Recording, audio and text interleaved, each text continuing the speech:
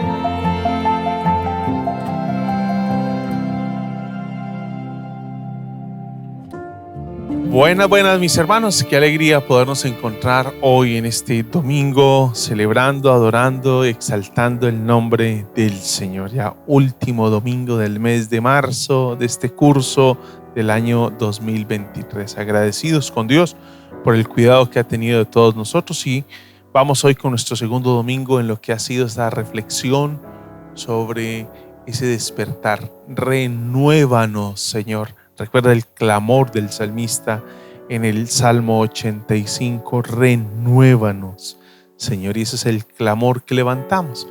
Y es en este espíritu y con esto en mente que les invito para que nos acerquemos a la palabra del Señor en Isaías capítulo 6, versículo 1 en adelante. El año de la muerte del rey Usías, vi al Señor excelso y sublime, sentado en un trono. Las orlas de su manto llenaban el templo. Por encima de él había serafines, cada uno de los cuales tenía 6 alas. Con 2 de ellas se cubrían el rostro, con 2 se cubrían los pies, con 2 volaban y se decían el uno al otro: Santo, Santo, Santo es el Señor Todopoderoso. Toda la tierra está llena de su gloria. Al sonido de sus voces se estremecieron los umbrales de las puertas y el templo se llenó de humo. Entonces grité: ¡ay de mí, que estoy perdido! Soy un hombre de labios impuros y vivo en medio de un pueblo de labios blasfemos. Y no obstante, mis ojos han visto al Rey, al Señor Todopoderoso. En ese momento voló hacia mí uno de los serafines. Traía en la mano una brasa que con unas tenazas había tomado del altar. Con ellas me tocó los labios y me dijo: mira, esto ha tocado tus labios. Tu maldad ha sido borrada y tu pecado perdonado. Entonces oí la voz del Señor que decía: ¿a quién enviaré? ¿Quién irá por nosotros? Y respondí, aquí estoy, envíame a mí. Él dijo, ve y dile a este pueblo, oigan bien pero no entiendan, miren pero no perciban. Haz insensible el corazón de este pueblo, embota sus oídos y cierra sus ojos. No sea que vean con sus ojos, oigan con sus oídos, entiendan con su corazón y se conviertan y sea sanado. Entonces exclamé, ¿hasta cuándo, Señor? Y él respondió, hasta que las ciudades queden destruidas y sin habitante alguno, hasta que las casas queden deshabitadas y los campos asolados y en ruinas, hasta que el Señor haya enviado lejos a todo el pueblo y el país quede en total abandono. Y si aún queda en la tierra una 10ª parte, ésta volverá a ser devastada. Pero así como al talar la encina y el roble queda parte del tronco, esa parte es la simiente santa. Señor, gracias por tu palabra.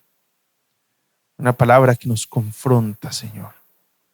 Una palabra que nos desafía en esa contemplación de tu santidad. Una contemplación de tu grandeza, de lo sublime que eres, grande, eterno, poderoso, de la plenitud de tu presencia, Señor. Pero también de esa nota de esperanza en medio de esa expresión, Señor, de dureza nuestra, Señor. Por eso queremos rogarte hoy que abra nuestros oídos, Señor, para que tu palabra, Señor, que es como espada de 2 filos, penetra hasta los tuétanos para sanar, liberar, restaurar. Y para responder a nuestro clamor, renuévanos, Señor. Estamos en tus preciosas manos, en el nombre de Jesús. Amén. Y adoramos al Señor con gozo. Este es el día que hizo Dios para que le exaltemos. Acompáñanos con todo el ser, con todo lo que somos, al Rey de la gloria.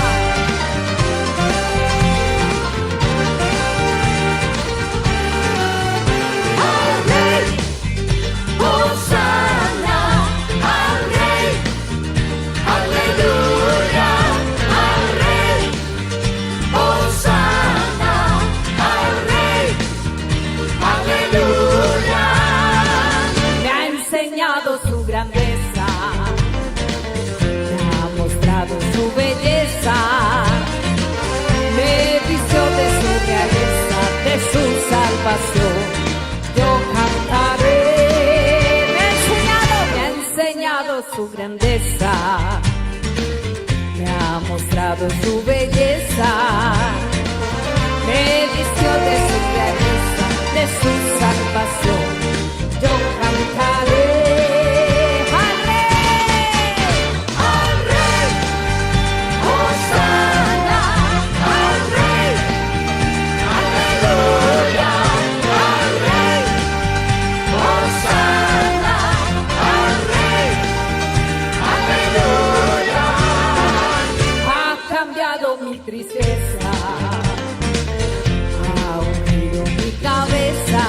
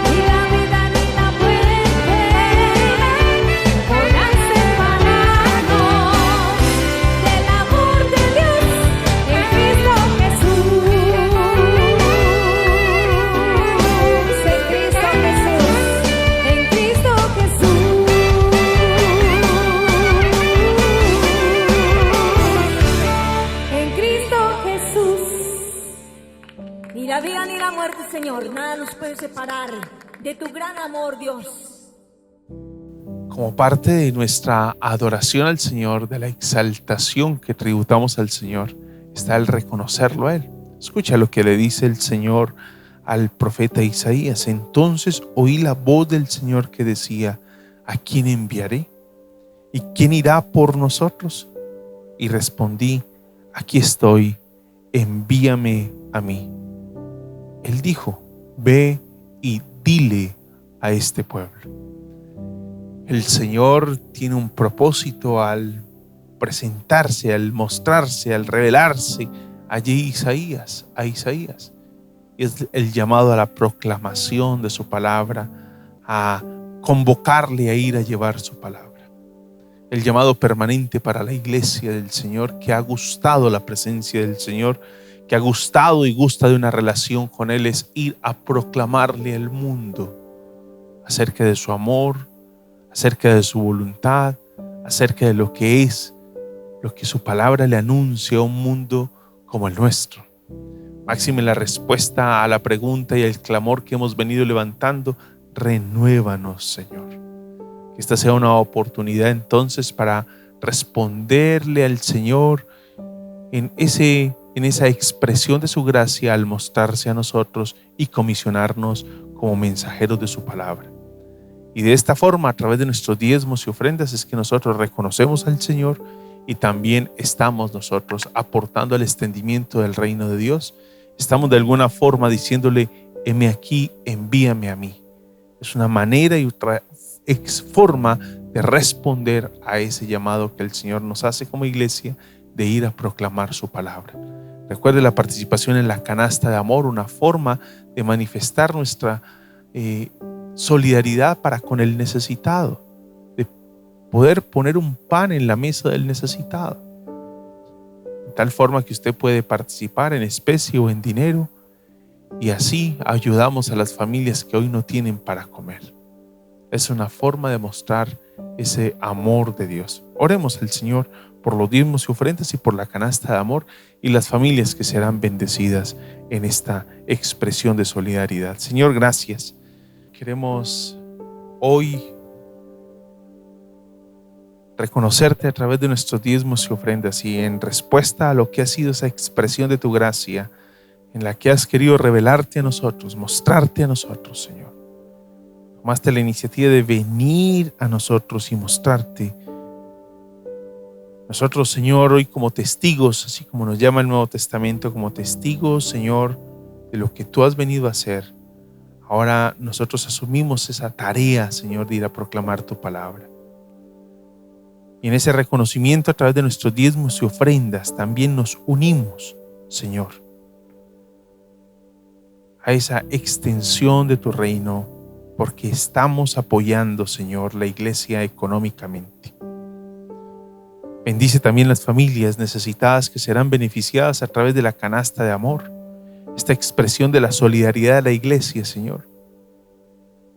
Que sea esta una oportunidad para que muchas familias puedan gozar de pan en su mesa. Una vez, Señor, contagiados de la alegría de dar, esa generosidad, Señor, que se imparte, a la que nos estás llamando.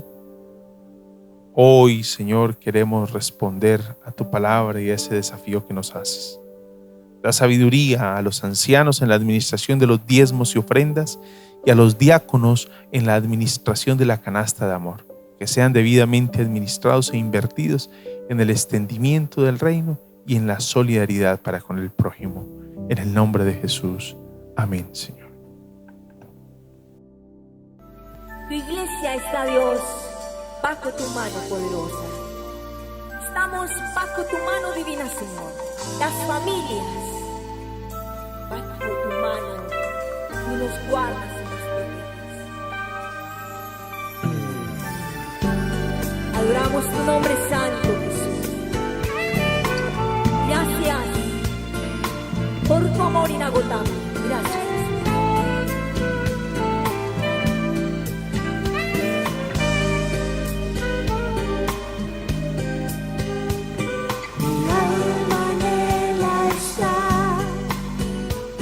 Mostrado que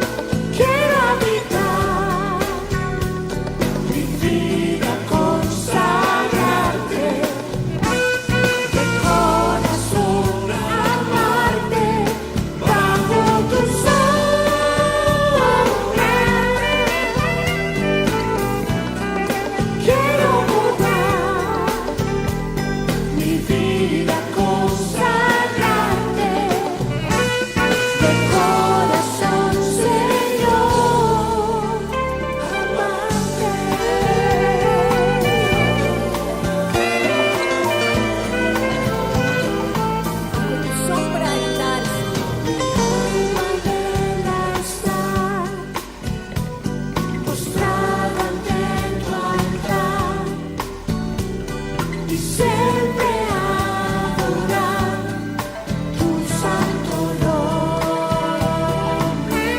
Tu gloria levantar, tu belleza contemplar y siempre exaltar tu santo nombre. En tu presencia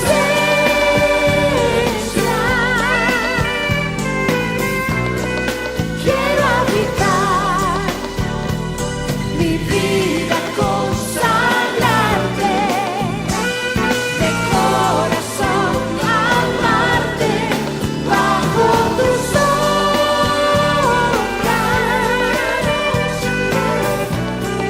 Quiero morar, mi vida consagrarte, de corazón, Señor, bajo tus sombras.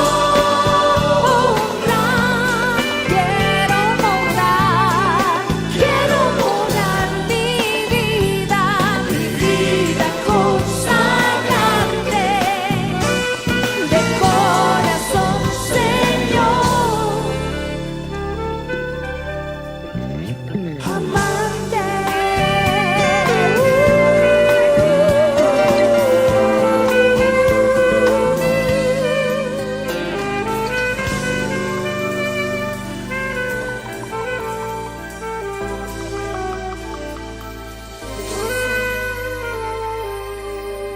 Con todo el corazón, amarte, Señor.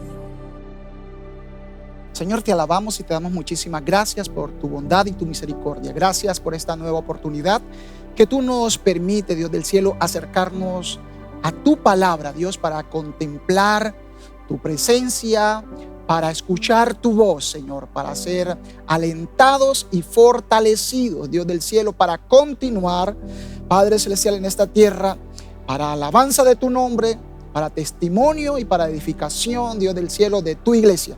En el nombre de Jesús, que tu palabra, Dios, hoy nos hable, nos fortalezca y nos desafíe. Amén y amén. Gloria al Señor.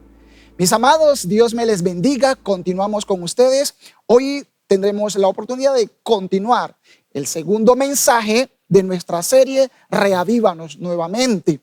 Y vamos a estar hablando de las marcas de un verdadero avivamiento. Vamos a estar entonces, mientras pasa el tiempo, a medida que el tiempo va pasando, ir mostrando a la luz de la palabra aquellas marcas que reconocen, que nos van a demostrar cuando en realidad la Biblia nos ha mostrado, nos muestra esas pautas que evidencian un verdadero avivamiento. Y hoy vamos a mirar esas marcas de un verdadero avivamiento a la luz del texto que leíamos inicialmente, Isaías capítulo 6. Vamos a ver esas marcas que este capítulo 6 de Isaías nos está manifestando, nos está anunciando. Y es que el verdadero avivamiento es provocado por Dios.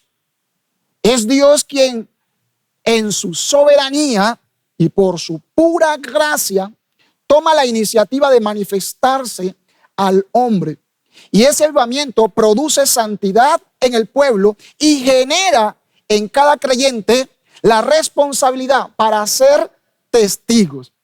Es decir, es Dios el que siempre estará obrando y guiando el avivamiento y ocasionando aquello que en su soberanía Él sabe que la iglesia, que el creyente lo necesita. En Isaías vamos a estar observando por lo menos 3 marcas o características importantes. El texto inicia diciéndonos en el año que murió el rey Usías. Es interesante conocer un poco el contexto, aunque no vamos a hablar de Usías, del rey Usías. Él no es el tema de nuestra predicación en esta mañana, pero sí es importante que conozcamos un poco de quién era este rey. El rey Usías muere alrededor del año 740 a.C., después de haber reinado durante 52 años en Jerusalén. Su reino se destaca, históricamente se va a destacar por haber sido un rey exitoso. La historia del rey Usía, usted la podrá encontrar en el segundo libro de Crónicas. Y en ese segundo libro de Crónicas usted va a poder observar cómo el historiador bíblico nos va a colocar a este hombre, a este gran rey. Tuvo grandes logros. Sus logros le dejaron una gran fama. Fue fiel. Durante sus primeros años, el texto nos dice que fue fiel a Dios. Eso es importante. Fue fiel a Dios como rey. Tuvo éxito en la guerra y en la paz. En planear, en hacer grandes proyectos, también fue exitoso. En llevar a cabo, en ejecutar aquellos proyectos, grandes construcciones, se reconoce como un gran constructor, pero también como un amigo de la agricultura, como un agricultor prodigioso. Entonces, el momento en el cual Isaías tiene este encuentro con Dios, esta manifestación espontánea de Dios, es en el marco de un duelo nacional. El pueblo está dolido, el pueblo está triste, está cabizbajo, porque el que ha fallecido ha sido un rey que les ha motivado con su ejemplo. Han visto la prosperidad. El pueblo ha experimentado prosperidad política, prosperidad social, prosperidad económica, aunque también en aquella época, en medio de tanta prosperidad, vemos que el pueblo tiene una gran decadencia espiritual y moral. Entonces, este rey ha hecho o ha logrado grandes hazañas y ahora el rumbo de la nación es incierto, cosa que también conduce a que Isaías, representando a su pueblo, esté dolido, esté triste y a la expectativa y haciéndose el interrogante: y ahora, ¿quién va a sentarse en el trono? ¿Quién va a suceder a un rey que ha sido ejemplar políticamente? Ha sido ejemplar en la ejecución, en la elaboración y ejecución de proyectos, que nos ha dado tantos triunfos. ¿Quién va a reemplazarlo? ¿Quién se va a sentar en el trono que ha quedado vacante? Y en medio de estos interrogantes, en medio de este dolor, de este duelo, y también en medio de esta gran cadencia y necesidad espiritual que tiene el pueblo, necesidad de una orientación, necesidad de que Dios sea el quien lo enrumbe, Dios no se deja esperar, Dios se manifiesta.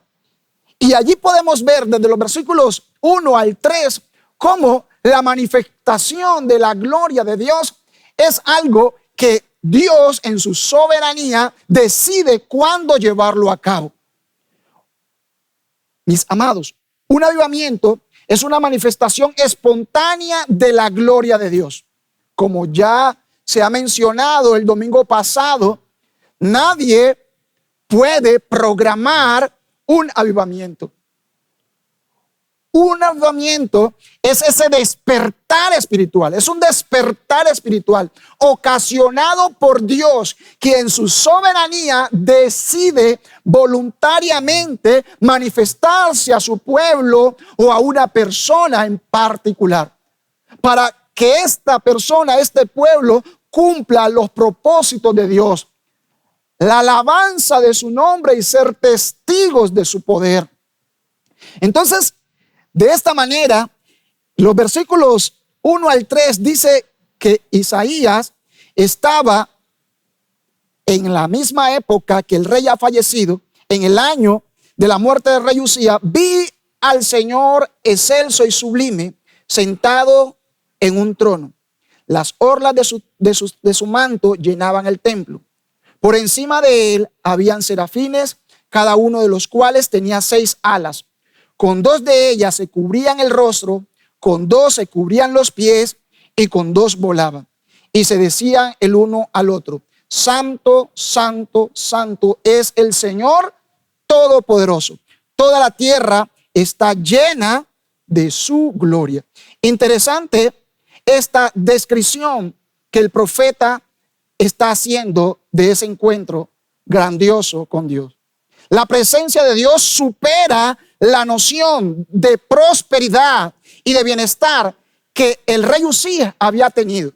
Cuando usted mira cómo Isaías lo describe, Isaías, que tiene en cuenta, tiene en su mente el éxito, la grandeza que había logrado el rey que acababa de morir, ahora se encuentra frente a algo más grande, algo sublime, algo que se sale del concepto de grandeza que él ha manejado hasta ese momento.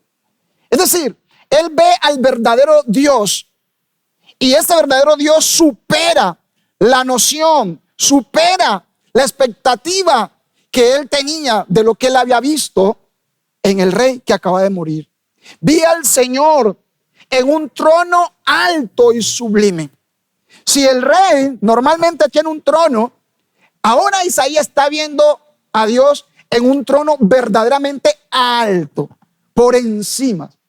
Es decir, Isaías ahora puede reconocer que el trono de Israel, de Jerusalén, no está vacante.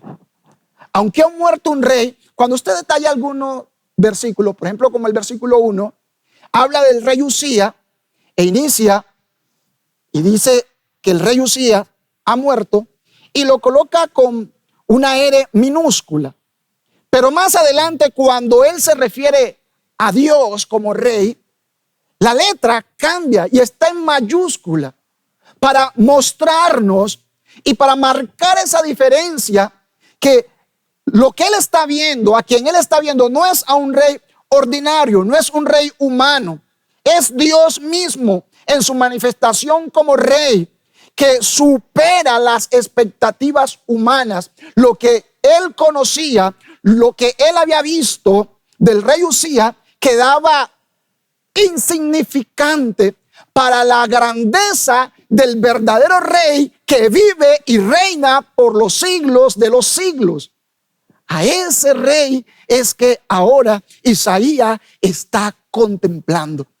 Esa es la manifestación del Dios Todopoderoso que Isaías viene a tener. Y esta manifestación no viene solo para entretener a Isaías, sino que Isaías va a mostrarnos, va a describirnos otras grandes cualidades de este rey al cual él está viendo sentado en un trono. Recuerde, en la misma época o en el año que muere el rey, ahora Isaías está viendo al verdadero rey en un despliegue de gloria, en un despliegue de poder mucho más grande, mucho más majestuoso que lo que él había conocido de Uzías. Dice, continúa diciendo Isaías, y utiliza una palabra que se repite 3 veces: santo, santo, santo. Isaías nos está hablando de ese carácter de Dios que es moralmente perfecto, la santidad perfecta de Dios, a diferencia del rey que acaba de morir. Es interesante porque cuando usted se va a leer el segundo libro de Crónicas, en el capítulo 26, como les mencionaba inicialmente, donde se nos habla la historia del rey Uzías que acaba de morir, y usted va a mirar que aunque este rey fue exitoso en todas sus empresas, en todos sus negocios, en la guerra, en la paz, en la construcción, en la arquitectura, en los cultivos, fue exitoso, pero este rey tiene un final triste. El rey muere leproso. Y la lepra, algo considerado, una enfermedad considerada como altamente inmunda, él muere separado, excluido de su oficio público como rey. Y no solamente excluido de su oficio público como rey, sino también excluido de la presencia de Dios tocante a los rituales en el templo se refiere. Él no puede ingresar por su calidad de leproso, está declarado inmundo. Este rey que Isaías está llorando, este rey que el pueblo está llorando y se está lamentando y está extrañando, tiene unas limitaciones. Muere inmundo. Ahora Isaías está viendo al Dios poderoso, al Rey de Reyes, sentado en un trono alto y sublime, y como unos serafines están dando voces diciendo y declarando: santo, santo, santo, para hablarnos de esa perfección de nuestro Dios, de esa santidad perfecta de nuestro Dios, a diferencia del rey que acaba de morir. El rey que se le presenta a Isaías es un rey perfecto. Toda la tierra está llena de su gloria. La imagen de totalidad. Dios lo llena todo. El rey que acaba de morir logró grandes hazañas. Tuvo un gran ejército, pero no llenó toda la tierra. Fue limitado como ser humano. Los seres humanos somos finitos, limitados. Pero ahora Isaías tiene una manifestación de un rey que es infinito, ilimitado, y nos va a decir toda la tierra, no una parte de la tierra. El rey que acaba de morir había gobernado en una zona geográfica de la tierra, en un país, en una nación, no en toda la tierra. Pero el rey que ahora Isaías está viendo es el rey que su gloria, que toda la tierra está llena de su gloria. La gloria del Señor, el peso de su presencia está y supervisa toda la tierra. Esto muestra la plenitud de Dios, la grandeza y la majestad de Dios contemplada por Isaías. Isaías no programó este encuentro con Dios.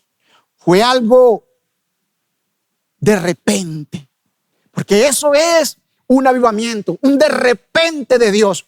Cuando Dios en su infinita voluntad, cuando Dios por su gracia, cuando Dios por su amor decide manifestarse. Isaías no lo programó que Dios se le manifestara. No, la iglesia, el creyente, no puede programar un avivamiento. No podemos decir cuándo entraremos en un avivamiento, porque es algo de Dios, donde Él lo hace cuando quiere y donde quiere. Isaías, aunque no había programado este encuentro con esta gloria manifestada, Dios en su infinita misericordia lo hizo. Fue un de repente. Un rey humano había muerto, pero el verdadero rey estaba sentado en su trono alto y sublime y se deja ver. Y es cuando vemos al Señor como rey. Entramos en ese avivamiento, en ese renovar espiritual, en ese despertar espiritual, cuando podemos ser conscientes de que el Señor es rey y Él gobierna, Él está en su trono y Él es quien gobierna. Él toma la decisión y nosotros somos sus súbditos, su pueblo, que estamos para hacer su voluntad. Un avivamiento, un despertar espiritual. El creyente, la iglesia, no tienen otra prioridad más grande que la de hacer la voluntad del Rey. Dios se manifiesta como Rey soberano. Esas son rasgos que nos van a mostrar un avivamiento. En segundo lugar, un avivamiento es un encuentro con la santidad de Dios. Y es aquí, en ese encuentro con la santidad de Dios, donde se define quién es el verdadero rey. Dios, sí. Él pone las condiciones. Los demás somos sus súbditos. Es allí, en ese encuentro personal con Dios, en ese encuentro con su santidad, donde contemplamos a Dios de manera cercana.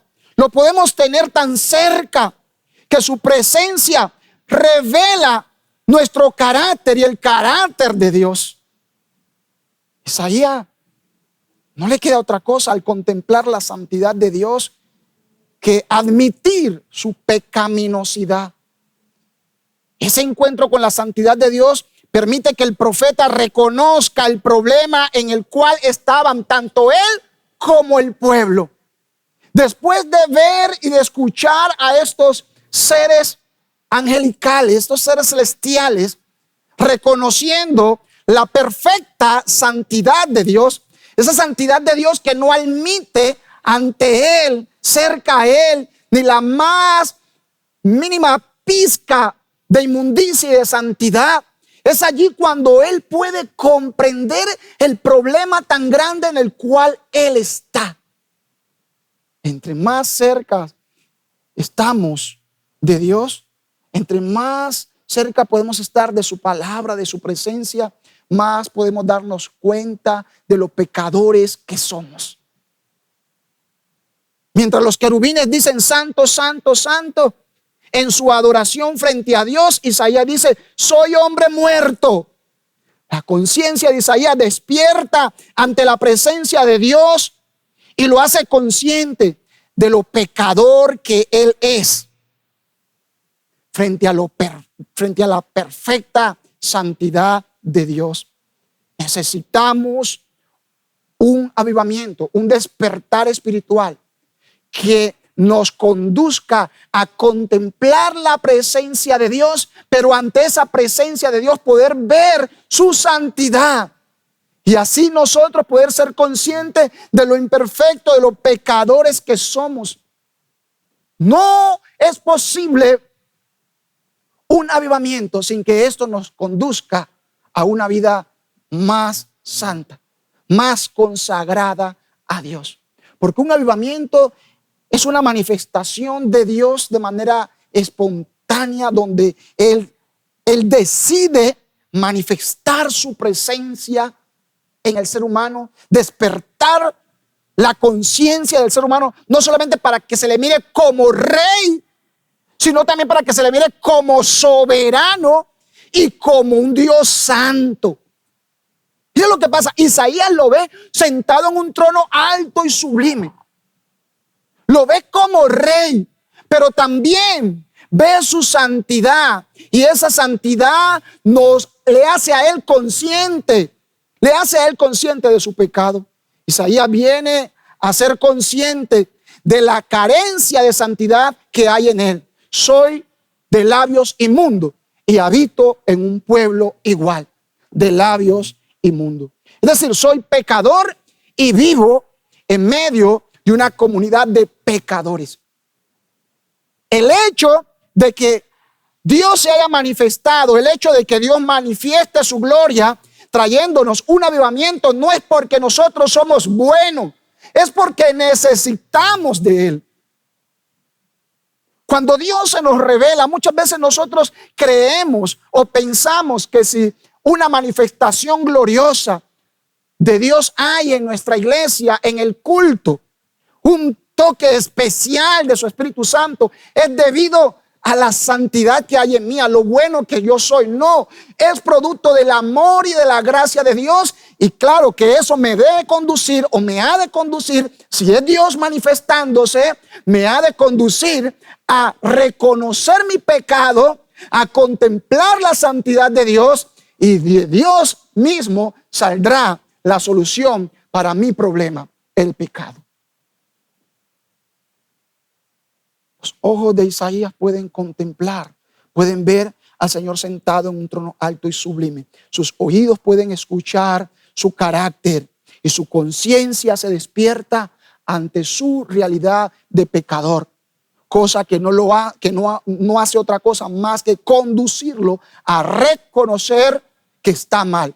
Porque es cuando reconocemos que estamos mal, es allí cuando iniciamos a estar bien. El camino, el paso al cambio, el primer paso al cambio es reconocer que estamos mal.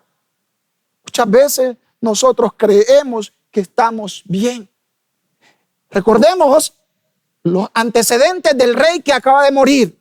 Es un rey que ha sido exitoso en la guerra. Es un rey que ha sido exitoso en sus proyectos de construcción. Fue un rey que fue exitoso en la agricultura. Podemos decir un rey que lo tuvo todo y que había conducido al pueblo hacia el éxito. Y ese éxito les había dado a ellos entender, o ellos habían creído que porque habían tenido éxito en todo lo material y terrenal, era porque estaban bien con Dios. ¿Cuántas veces nosotros pensamos que nos está yendo bien, si nos va bien, es porque estamos bien con Dios. Y esa prosperidad que empezamos a experimentar, ese bienestar que empezamos a experimentar en nuestro hogar, en el matrimonio, en el ministerio, en la familia, en nuestras empresas, muchas veces nos lleva a hacer pensar, nos engaña, haciéndonos creer que todo está bien. Porque hoy en día, tristemente, las personas definen estar bien con Dios o la aprobación de Dios con lo bien que le esté yendo en las finanzas. Y ahí que muchos dicen, no, es que usted es hijo de Dios y no tiene por qué tener problemas financieros. Si usted es hijo de Dios, no tiene por qué tener problemas de salud. Si está bien con Dios, todo tiene que estar bien. Algunos se engañan creyendo que porque su salud está bien, todo está bien, entonces eso quiere decir que tienen la aprobación del cielo. Este pueblo venía con un rey que les había catapultado y les había llevado a posicionarse como nación, como una nación que podemos decir exitosa en todo lo material, pero en el pueblo no podemos negar que había una gran decadencia moral y espiritual. Y es cuando tenemos ese encuentro con Dios, cuando hay ese despertar espiritual, es donde el creyente viene a ser consciente del engaño en el cual está la sociedad y el engaño en que muchas veces cae la iglesia y el creyente, confundiendo el éxito que el mundo nos plantea con estar bien con Dios. Isaías viene a ser consciente de la carencia de santidad que hay en él. Soy hombre de labios inmundos. Esto nos dice que entre más cerca estamos a Dios, más conscientes somos de nuestros propios pecados. Pero la solución para este problema de Isaías sale del mismo Dios. El versículo 6 nos va a mostrar cómo de la presencia de Dios sale la solución. Y ahí está nuestro Dios mostrándonos una vez más su gracia, su amor, su misericordia. Porque es Dios que nos atrae hacia Él, siendo aún pecadores. Es Dios el que nos santifica. Es Dios el que nos purifica desde el principio de la historia del ser humano. Desde la primera caída del hombre vemos a Dios tomando la iniciativa. Cuando recordamos a Adán en el huerto del Edén, después de pecar se esconde, pero es Dios quien toma la iniciativa de acercarse al hombre. Ahora vemos a un Isaías que se reconoce, que acepta y reconoce su pecado, y Dios mismo es el que toma la iniciativa y de su presencia sale la solución. Un carbón encendido simboliza esa gracia, ese perdón que Dios da al hombre. No el carbón lo purificó, fue Dios quien lo purificó, fue su gracia, fue su misericordia. Siempre que se trata de restaurar la relación entre Dios y el hombre, es Dios quien toma la iniciativa. Es necesario tener conciencia del pecado para poder disfrutar del perdón de Dios, para poder disfrutar de la gracia del Señor. Hasta que Isaías no reconoce que es pecador y que el pueblo en el cual él habita también es pecador, no puede ver, no puede contemplar la gracia del Señor viniendo hacia él y quitando su pecado y su culpa. Y en tercer lugar, un avivamiento genera responsabilidad para ser testigos. Un avivamiento genera responsabilidad para ser testigos. Nos alinea con la visión de Dios. Eso es lo que vemos en los versículos siguientes. Cómo Isaías se alinea con la voluntad de Dios. Dios le manifestó su gloria al profeta, lo limpió, lo restauró y lo comisionó para cumplir su misión. Una misión que se llevaría a cabo a la manera de Dios y no a la manera del hombre. Una misión que se llevaría a cabo a la manera de Dios. A la manera de Dios es que Isaías debía entregar un mensaje que no debía ser alterado, independientemente de la aprobación de los seres humanos. El éxito del profeta no consistiría en la aceptación o la popularidad de su mensaje ante el pueblo. El éxito del mensaje del profeta, de la misión del profeta, iba a consistir en mantenerse fiel al mensaje que Dios le había encomendado. Que Dios le está garantizando una cosa a Isaías. Es tremendo cuando miramos el llamamiento y la comisión que se le hace a Isaías. Si se nos habla así de lo que va a ser nuestro futuro ministerial, yo creo que lo pensaríamos. Porque cuando hablamos hoy en día del ministerio, de servirle al Señor, de llevar el evangelio, muchas personas piensan y dicen: yo quiero que el Señor me lleve a predicar su palabra, yo quiero ir a las naciones. Y entonces pensamos en aviones, en hoteles y en estadios llenos, llevando un mensaje a las naciones, la palabra de Dios, multitudes recibiendo, multitudes acudiendo al frente, haciendo decisión de fe y aceptando y arrepintiéndose. Pero a Isaías se le garantiza y se le dirá: no, tú vas a llevar un mensaje, pero la gente no va a oír tu mensaje. La gente no va a escuchar tu mensaje. La gente no se va a arrepentir por tu mensaje, pero debes ir. Porque uno diría: bueno, y si no me van a escuchar, y si no lo van a aceptar, y si no se van a arrepentir, ¿para qué voy? Es que la tarea del siervo no es simplemente el resultado posterior a su mensaje. La tarea es llevar a cabo la misión. Llevar un mensaje. El éxito de Isaías iba a ser mantenerse fiel al mensaje a pesar de lo que el pueblo iba a hacer con él o con el mensaje. Dios le dice: para que viendo no vean, ni oyendo entiendan. Como consecuencia de la dureza del corazón, el pueblo rebelde se endurecería más ante la predicación de la palabra. El pueblo ya estaba duro, estaba obstinado. Ya estaba obstinado. Y el mensaje iba a golpearle. Hay dos cosas que pueden pasar cuando la palabra de Dios es predicada.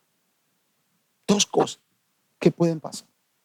O endurece más el corazón de esa persona, o realmente quiebra ese corazón y esa persona se vuelve a Dios. O se aleja más de Dios el que escucha la palabra, o se acerca más a Dios. Pero la predicación del evangelio, la predicación de la palabra de Dios, no deja allí a alguien en el limbo, hay alguien en el intermedio. No. O se endurece o se obstina más en su pecado, porque ya su corazón está endurecido. Recordemos que el corazón de este pueblo ya estaba endurecido. El corazón no se iba a endurecer a partir del mensaje.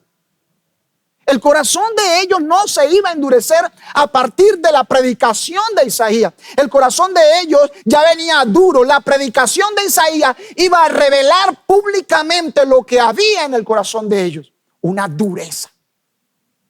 Ese rechazo hacia Dios. Razón por la cual estaban en una decadencia espiritual.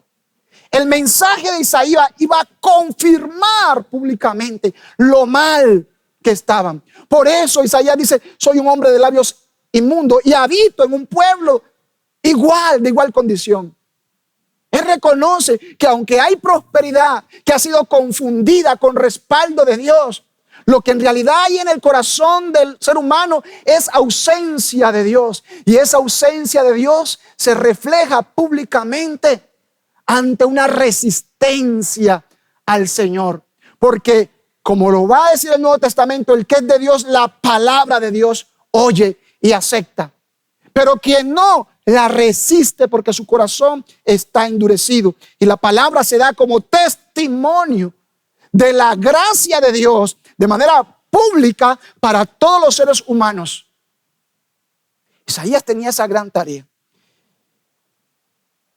En medio de su prosperidad material, el pueblo tenía sus oídos sordos, sus ojos vendados y su corazón duro para Dios, ignorando que Dios es la verdadera prosperidad.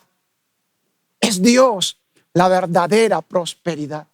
Ellos se sentían orgullosos de lo que habían logrado y ahora estaban tristes porque el rey que les había llevado a tal desarrollo, a tal avance, ya no estaría. Pero se preocupaban, de pronto estarían tristes, cabizbajos por la pérdida de un rey humano, pero no les importaba para nada el Rey de Reyes y Señor de Señores, el cual es mucho más grande que el rey que acababa de partir. La palabra de Dios no tiene punto intermedio, como les decía, mis amados. O te salva o te condena. Revela lo que hay en el corazón del ser humano.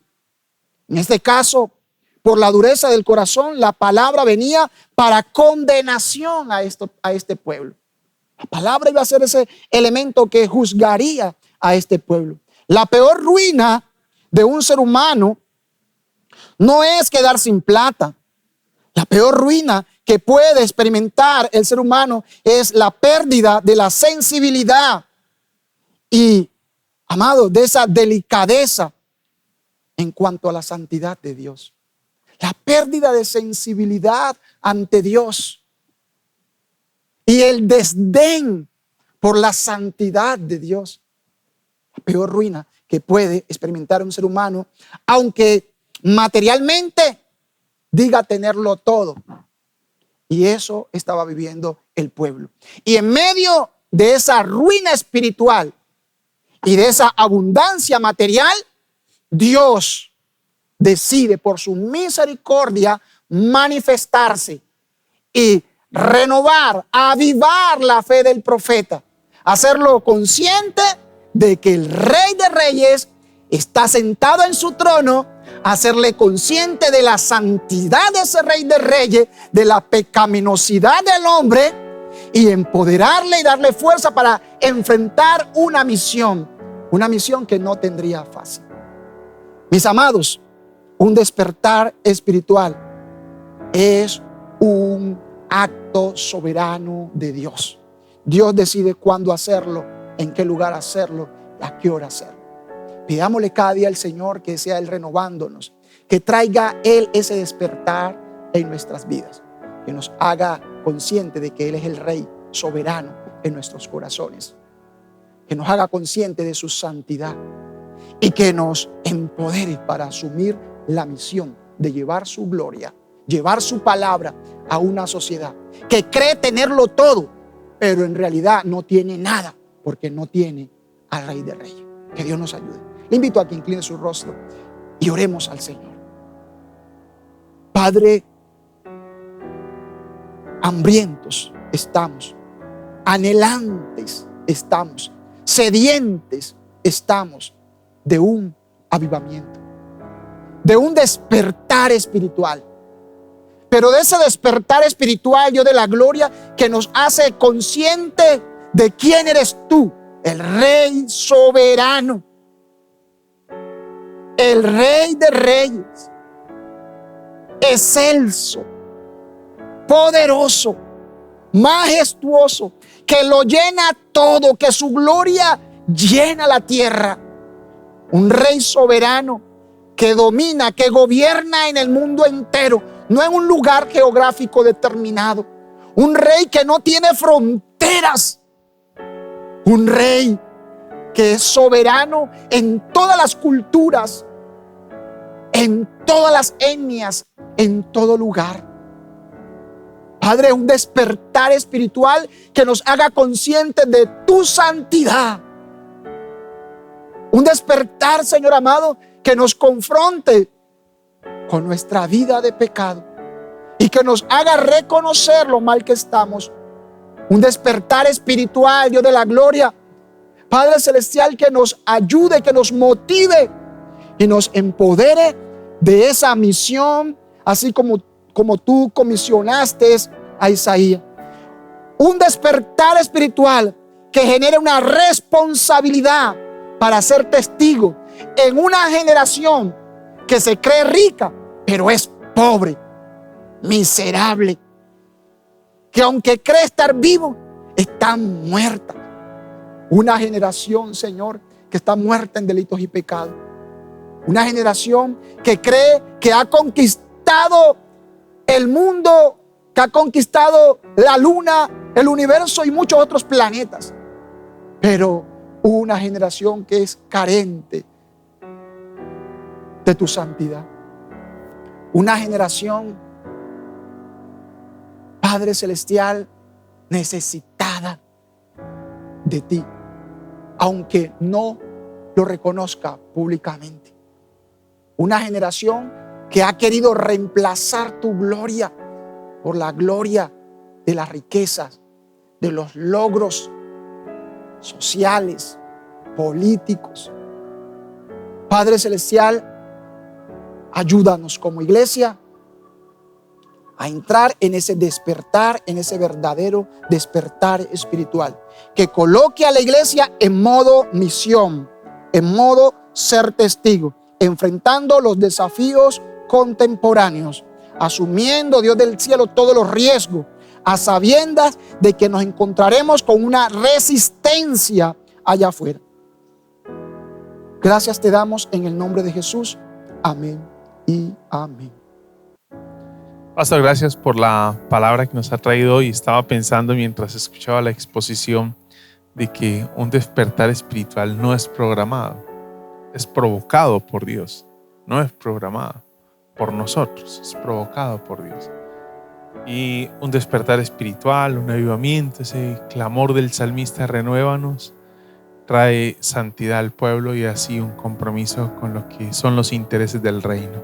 Que Dios nos ayude y que ese sea el llamado con el que nos vamos. Por favor, recuerde, no se vaya a levantar de su lugar sin primero compartir con los suyos que ha sido el llamado, el desafío que el Señor nos ha traído en este clamor que estamos levantando junto con el salmista. Renuévanos, Señor.